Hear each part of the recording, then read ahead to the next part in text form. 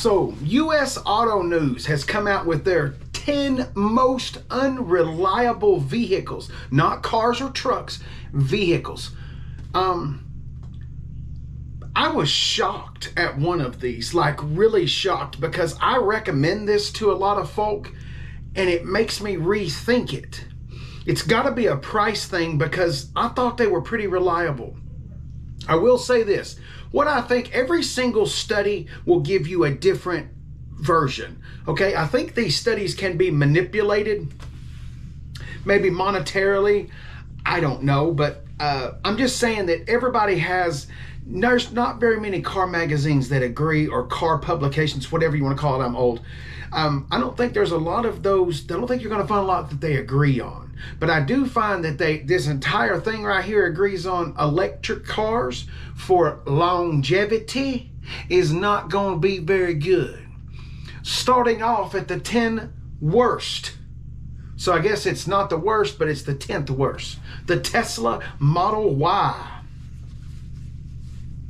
Tesla. He's almost destroyed his entire company. And without all the subsidies. Anyway, okay, let's move on. Rivian. That's got to be for price, because if you've ever watched the depreciation on one of those in 1 year, 30, 40K, God forbid there be some body damage. Hell, you could lose half the value in 1 year. Anyway, let's move on down to number 8, the Lincoln Nautilus. You can't cram that much electronics into something. There's 48 inches worth of big, huge screen in that thing. I would imagine there's electrical warbles all the time going on in there. Number 7 is the Audi Q7. I love VW, but you don't ever want to own a Volkswagen or an Audi, because Audi is just a glorified, it's Volkswagen's luxury brand, like Acura and Honda, Toyota and Lexus. Anyway, that right there, you just need to have a warranty, because maintenance is very expensive on those. Number 6, the Alfa Romeo Tanali.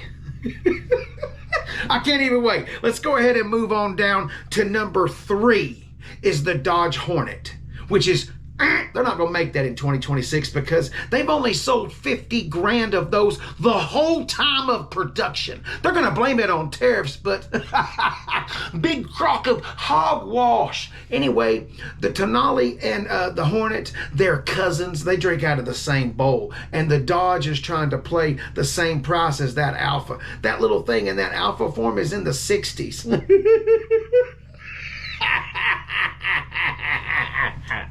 All right, back on into Audis. Let's go on into number 5. The Audi, what is it? The Q4 e-tron, the 3rd electric vehicle. We've only named 6 cars, and we've named 3 electrics. You see what I'm saying? And it's not just one brand. We're making our way through. Now to number 4, the Volvo V60 wagon. I was a little surprised. I guess it's value for money, because just like the Rivian, Volvos take a punishing on depreciation. It is brutal, but it's a very safe car. And since Saab has gone the way of the dodo bird, they're still carrying the Swedish flag over there for Volvo. But we're not done talking about Volvo just yet. All right, number 2, the biggest shocker to me of the whole list, the Mazda CX90. First time I ever saw this, it was in a Motor Trend magazine at the dentist office, and it was compared to a BMW X5, and it lost to the X5 by like that much. Now, flash forward 2 years later, it's on this list of the most unreliable cars.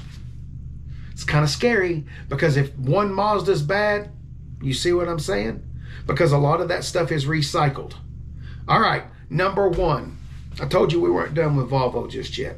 Volvo's, I guess, electric side is called Polestar. Polestar. And here is the Polestar 2. The first one went so well that they've made a second round. These are very expensive. Once again, they're very safe. They're very fast. They're very luxurious and all of that. But no. Here's the thing. I'm not trying to piss in your Cheerios if you like electric cars. That's not my game plan here, okay? I like some electric cars myself.